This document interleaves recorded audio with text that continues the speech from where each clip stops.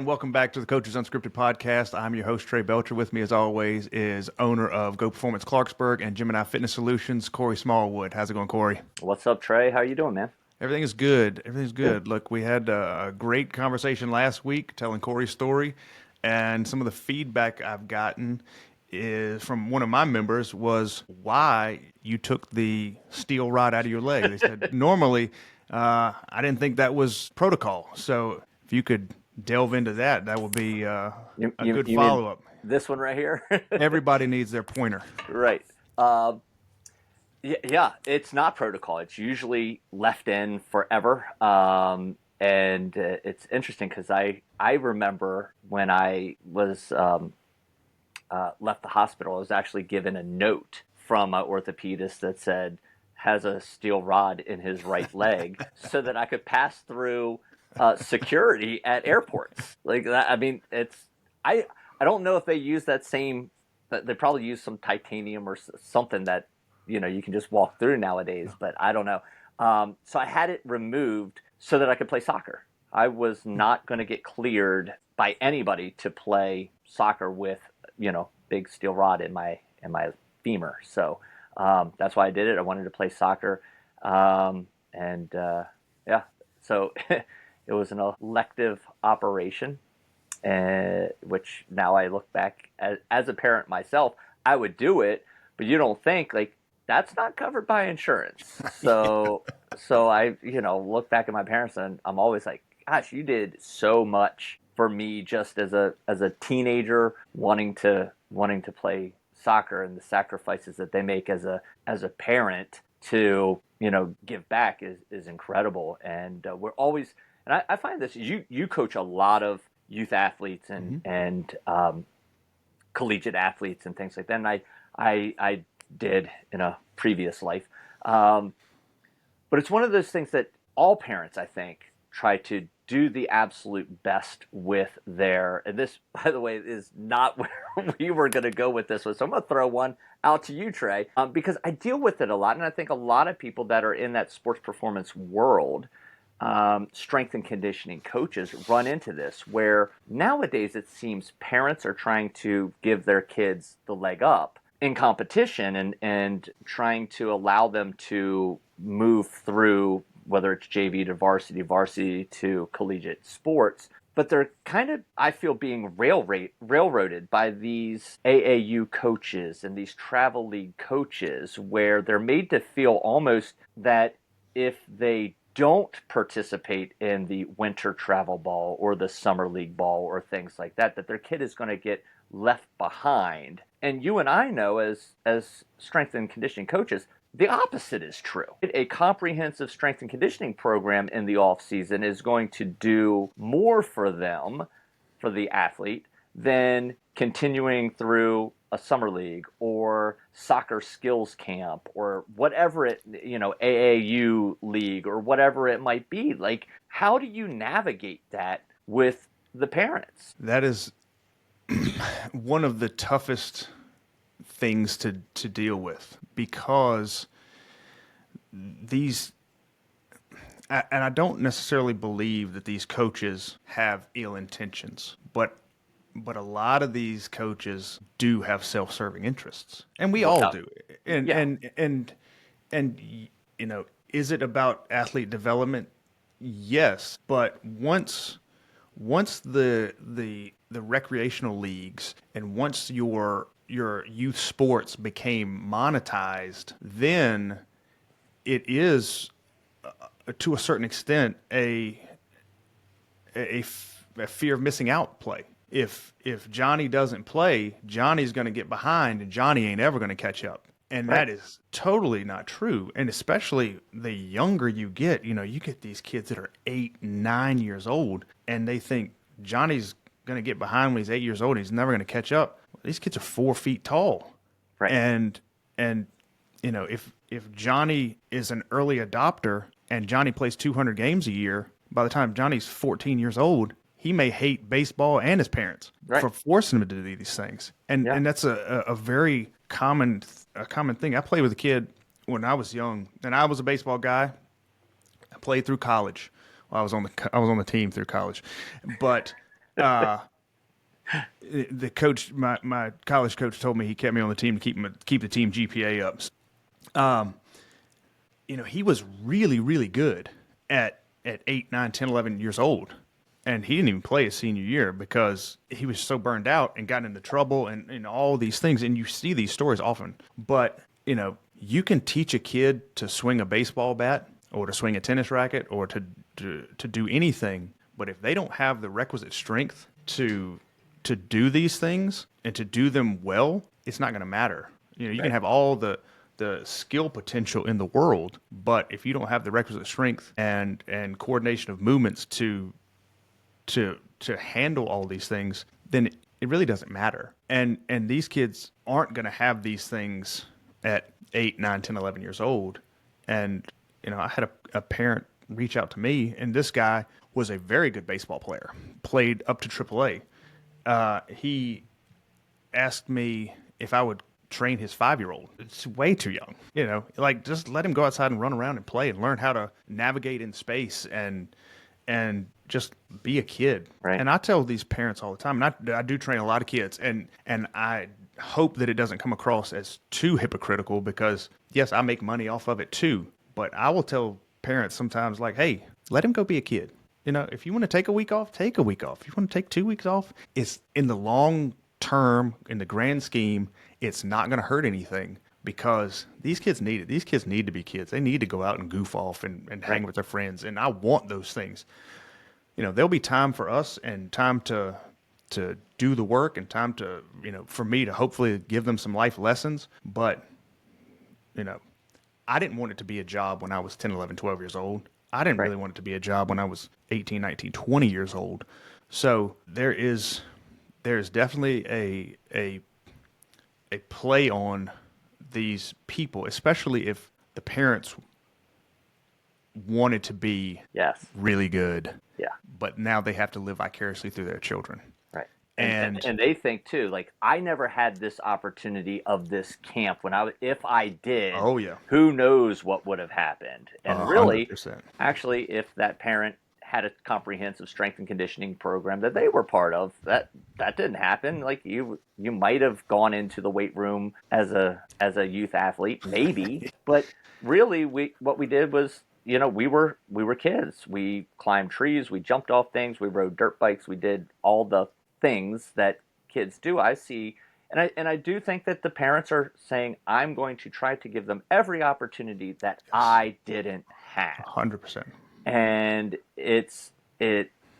and they're told by the coach, like, Johnny needs this or Johnny's going to get left behind. And it just, there's this disconnect, and we're kind of in that middle to where, we don't want to say negative things about that coach, because 100%. I do think that they have, not 100% of them, but most of them are in it for, so that the kids can progress. And we can't say to the mom, hey, this coach doesn't know what they're talking about. And so Right. we play this juggling act, which is really tough. But we don't, when I start seeing, like I said, specializing at 11, no, they're not. What are they specializing in? They should be specializing in getting good grades and being a kid and having fun, because that burnout is real. We're seeing fewer and fewer people go from JV to varsity, and even fewer now going from varsity into collegiate sports, because they just are burned out by that sport or injured.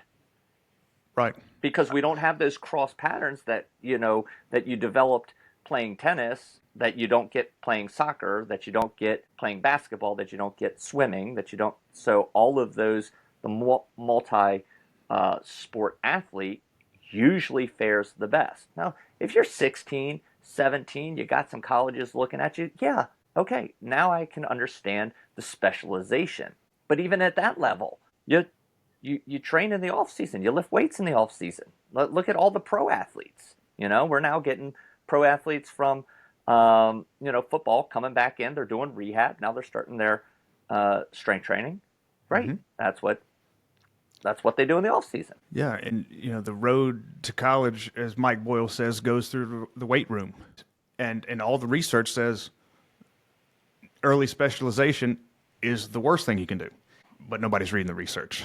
The parents are only seeing, and hearing what these coaches are telling them. And it is, I've had the conversation so many times, even people coming into my facility, they say, man, I wish I had this growing up. Right. Yeah. And a parent will go to the end of the earth and spend every dime they have if they think it gives their children the best chance of succeeding. Correct. And it is a tough juggling act, because you certainly, even in these conversations, you have your own personal opinions, but you have to be delicate with how you handle everybody, because there are feelings involved, and there are interests involved, and it is a tough conversation to have, and it's one that I have all the time. Yeah. I've never had an athlete that has gotten faster and stronger and more explosive and has developed more coordination and has gone back to their team and has lost their starting position. Not one time. Not one. I've taken high school athletes that really have they don't have the talent to be playing in, or the skills to be playing in collegiate level, and we have worked diligently at improving their power, coordination, strength, all those things, and yet here they are. I mean, they might not be a starter, but they're making the college team. Sure. And yet I've also seen the inverse of that. I've seen that pitcher that has been at plays baseball and plays their fall ball, and then they're in pitching clinics all winter, and then come spring they're pitching further, and then they're getting Tommy John surgery at 17 years old. Like, how is that possible? That just should not be. But there's only so many rotations that shoulder's going to do. There's only so many pitches that shoulder's going to throw, or they're getting these soccer players are getting these groin injuries left and right because they're not playing basketball. They're not doing track and field in the spring to help develop those other muscles and other movement patterns. So it's a very tough. We know as strength and conditioning coaches, we're going to step on somebody's toes. Oh, of course. It's going to be the parents' toes. It's going to be Yeah. the AAU coaches' toes. But we have to present the science and say, hey, I'll steal Boyle's. Another Coach Boyle's line is we want them to be a slow cooker, not a microwave. Right. All right, Yeah, we're trying to develop them long term versus I need Johnny to be a outstanding 11-year-old at whatever sport he chooses. During the summers, I get to work with a collegiate summer league baseball team, the Danville Otterbots. And so every summer we get 30 D1 guys in here. And out of the pitching staff, I would say probably a quarter of them have already had a Tommy John. That's amazing. And it is. And you wonder, like, as things become more specialized, how did Nolan Ryan pitch all those innings? How did Bob Gibson pitch, a minimum of 7 innings every start in his 1968 season when he had a 1.12 ERA? Now, how did these guys do that? And now nobody can do that. And those guys threw hard, and everybody says, well, everybody throws harder these days. I think that there's something missing in there, because the math doesn't add up. Math doesn't add up. And so, and I think the early, specialization, the early just glut of games and practices and workouts, I think all of that does contribute to it. It's got to contribute to it. Mm-hmm. And, for us, we got to come in and we got to train you in rotation. We got to teach you how to rotate. We got to teach you how to make the parts work the right way at the right time. We need to train the opposite way so that you don't just sit here and do this with your right arm 5 million times. And to build the foundation from the ground up so that arm doesn't have to take all the stress, and we can teach you, how to use your legs, how to use your hips, how to rotate, how to do all these things with the proper timing so that you can avoid all of these stresses on you. Yeah. And I look at even football, and some people will say, arguably, like, well, down in Florida or down in Alabama and Texas, and the reason why they're so good at football is because they can play year round. But that football player also wrestles in the winter amazing movement patterns. And then in the summer, they might do swimming or something. You know what I mean? They're not just doing football all year round. And I can guarantee you they're hitting the weight room because that's what football players do. But, my background's in soccer. And so I look at some of these soccer players, and it's fall is their season. And then they're playing on a travel team in the winter, or they're playing futsal, or they're doing, and then in the spring, they're on another travel team. And then in the summer, they're going to camps and all this. It's like, it's nonstop soccer. When are you work? And by the way, as a teenager, you have a natural steroid flowing through your body. Like you are missing, you are missing the best opportunity to build that physical development as well. And that's just it's a tough sell sometimes. Sure. And not to mention that, you go to school, you've got your homework, you've got your practices throughout the week, and then every weekend you're traveling 3 hours to go play. So you lose all this time. So it becomes a job. A job. I know I didn't want to play summer baseball. I played rec league, but I didn't want to play travel ball or, Legion ball when we were coming up, because they played 50 games every summer. Yeah. And I didn't want to do that. I want to go hang out at the pool, and I wanted to enjoy my time. And that's probably, did it stunt my growth? Maybe, but I didn't have that passion for it. So if you do have the passion for it, and I've got a girl who's a tremendous softball player, and she loves every minute of it. She went on vacation last weekend up in the mountains, and she hated it. She didn't want to go because it was going to take away practice time. Now, if you love it, amen, go for it. But if it becomes a job, then we got to find another outlet. And that's part of my job as a coach, is to say, hey, maybe you need a little time off. Yes. To be a voice of reason, to say, hey, to tell the parents, hey, look, let him be a kid. Let her be a kid. Go do something else. Go forget about this for a while. I'm going to be here when you get back, and I got your back 100% all day, every day. But it's okay for you not to come in here for a little bit. Yeah, and that's if they're coming in here. True. It starts with with that. I mean, if you're a 4-season basketball player, when are you working on the strength and conditioning? And again, even training in season, right? Most people, I start and I'm building strength, and then I don't train during the season, so I'm losing it.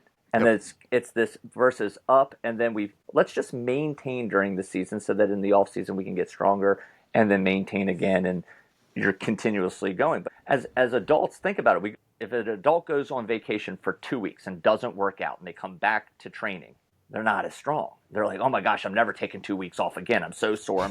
Well, think about what that student athlete's going through. They take 3 months off, and now they're trying to pick back up where they left off. No, they're starting back at square one again. There is a comprehensive way of doing this that is intelligent, works around what they're doing, so that, again, they're not burning out. They're not, because I tell you what, I got teenage daughters. Their homework, they spend a lot of time in homework, and all the extracurricular activities that they're supposed to do.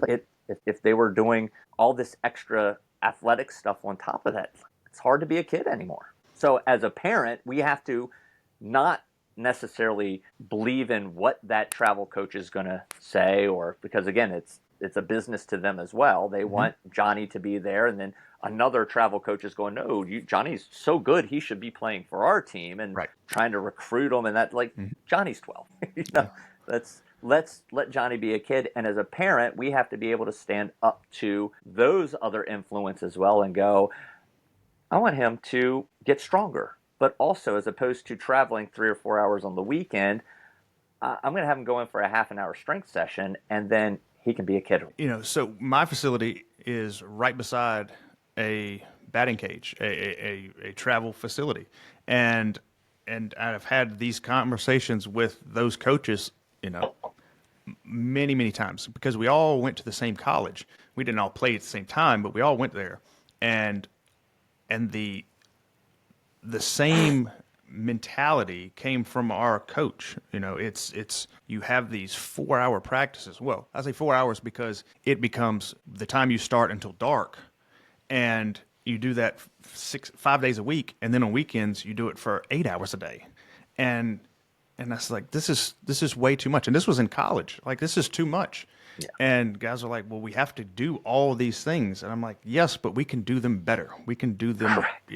we can do them crisp. We can allot a certain amount of time, and we can do them very quickly, very crisply, and then we can go do something else, because there always needs to be a something else. There has to be the downtime. There has to be some way to, come in, get your work done, especially in the weight room, but you can have it both ways. Yeah. And a lot of times we get so bogged down in our own self-importance that we forget that there's a whole other world out there that needs to be explored. It's, and certainly this is not where I intended, this conversation to go, but it is super important important.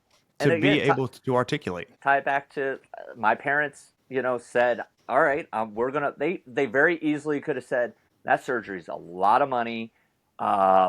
Sorry this happened to you, but your playing days are over.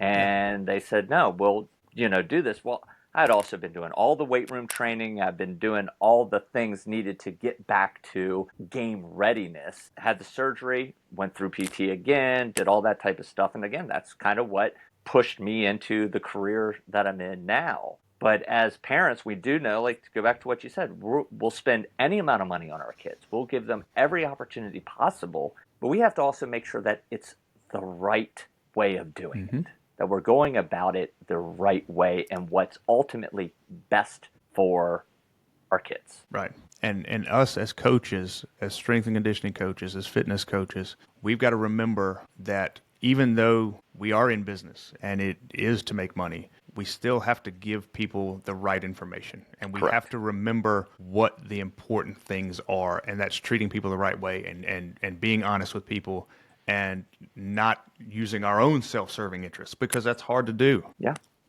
So, sometimes it's a hard conversation that we have to have with that parent or with that kid, So, but that's what coaches do. That's what good coaches do. We have to have those tough conversations sometimes, and sometimes they're wonderful conversations. But for every wonderful conversation, you have to be prepared to have that difficult, that challenging conversation as well. But if you do it the right way, if you treat people the right way, if you have the right conversations with people, regardless of whether they train with you or they don't train with you, if somebody asks them, hey, what do you know about Trey? What do you know about Corey? What do you know about this person? They're going to say, he's a good dude, he'll treat you right. Or she's a good lady, she'll treat you right. And ultimately, your reputation will grow and your business will grow just by doing things the right way and treating people the right way. Yep, absolutely. Well, my brother, I know you got to get going. That's all right. Sorry for throwing that. We'll take everything that we had kind of, again, it's always unscripted, but sometimes we'll throw around ideas with each other. We had one, totally baseball pun, I threw you a curveball. Oh, hey. Well, with my history, there's always a lot of conversation to have in the baseball field. So there you go. We'll save the next stuff for the next time, and we'll wrap this thing up for episode 3 of the Coaches Unscripted podcast. I'm Trey Belcher with Corey Smallwood. Take care, guys. We'll see you next time.